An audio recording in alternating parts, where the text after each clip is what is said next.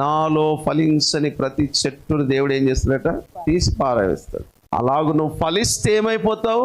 అభివృద్ధిలోకి వస్తావు. అభివృద్ధి అంటే అద్భుతంగా దీవించబడతావు. ఒలివ చెట్టు కాట ఏముంటుందట అంటే దానికి చావు ఉండదట. దాదాపు అది కొన్ని సంవత్సరాల వరకు మరణించదట. కొన్ని చెట్లకు కొన్ని సంవత్సరాలే ఉంటుందట. కానీ ఒలివ చెట్టుకు మాత్రము కొన్ని వేల సంవత్సరాలు బ్రతుకుతుందట.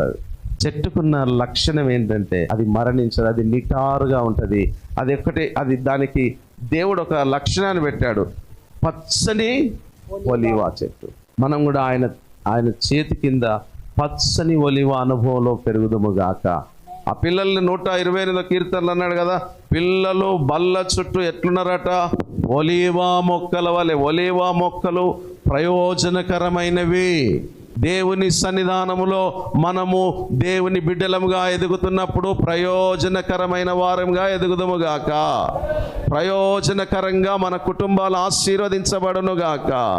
చూడండి, ఆ చెట్టు దేవుడు వేరే ఒక చెట్టును పోల్చలేదు. ఒలీవనే ఎందుకు పోల్చాడు? కాకర చెట్టు, యాప చెట్టు ఇలాంటివి ఎందుకు అడగలేదు? అవి నీడ బాగుంటాయి కదా. కానీ ఈ చెట్టు ప్రయోజనకరమైన, కాడ ప్రయోజనకరమే, కొమ్మలు ప్రయోజనకరమే, ఆయిల్ వాడుతారు దాంట్లో. ఒలీవా గురించి మనం నెట్లో కొడితే కొన్ని వందల వాటికి ఉపయోగిస్తారు. ఊహించని విలువ కలిగినది ఆ చెట్టు, అంత గొప్పది.